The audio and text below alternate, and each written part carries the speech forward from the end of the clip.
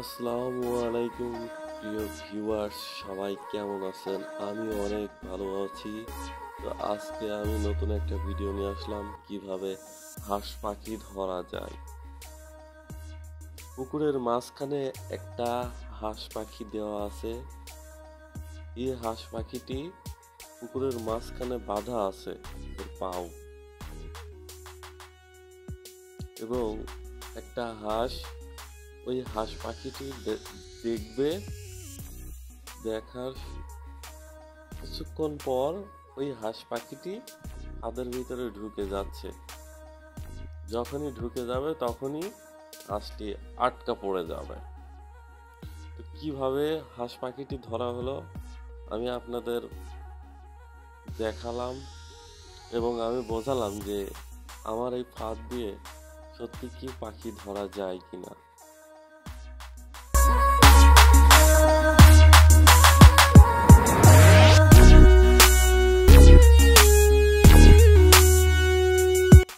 এখন আমি আপনাদের দেখাচ্ছি আমার এই ফাঁদগুলো সত্যি বিক্রি হয় কিনা।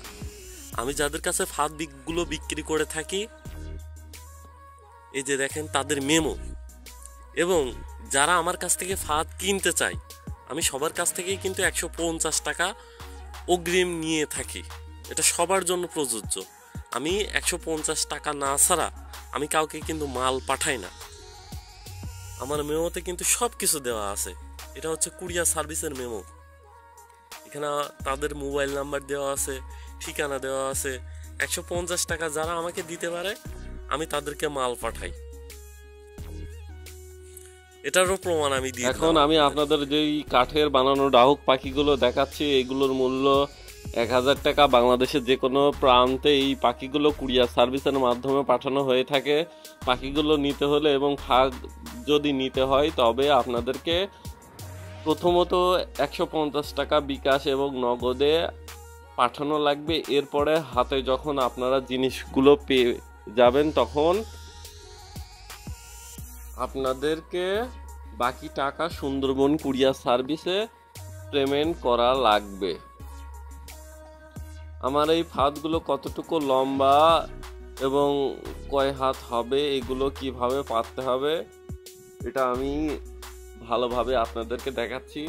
এখানে শুধু 2টা খুঁটি লাগবে ফাঁদগুলো পাতার জন্য, এবং ফাঁদের পাশে ব্লুটুথ স্পিকার দিতে হবে।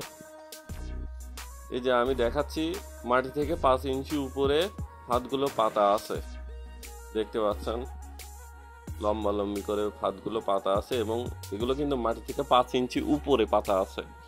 এই ফাঁদের পাশে ব্লুটুথ স্পিকারের ডাহুক পাখির রিংটোনগুলো আপনাদেরকে দেওয়া লাগবে। শুধু এইটুকু আপনাদের কাজ। আর যদি কাঠের বানানো ডাহুক পাখি নেন তাহলে কাঠের বানানো ডাহুক পাখিটি ফাঁদের পাশে দিয়ে দেওয়া লাগবে।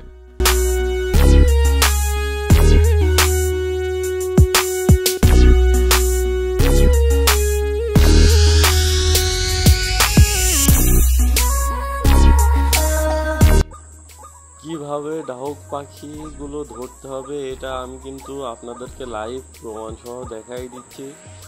এই যে এখানে দেখতে পাচ্ছেন পাতার নিচে ব্লুটুথ স্পিকার আছে, এবং ব্লুটুথ স্পিকারের পাশে একটা তাজা ডাহুক পাখি দেওয়া আছে। এই পাখিটি কিন্তু আমি ব্লুটুথ স্পিকার বাজিয়েই ধরছিলাম, সেহেতু ওই পাখিটি আমার আর প্রয়োজন নাই। মানে কাঠের পাখির কথা বলতেছি আমি। যখন একটা তাজা পাখি আপনি ব্লুটুথ স্পিকারের মাধ্যমে ধরতে পারবেন তখন কিন্তু কাঠের ডাহুক পাখিটি আর প্রয়োজন হবে না। শুধুমাত্র আপনাদেরকে তাজা পাখি ফাঁদের পাশে রেখে দিতে হবে, এবং ব্লুটুথ স্পিকারে ডাহুক পাখি রিংটোন বাজালেই অন্য একটি ডাহুক পাখি চলে আসবে। তখন ডাহুক পাখিটি ফাঁদের ভিতরে ঢুকলেই আর বেরোতে পারবে না।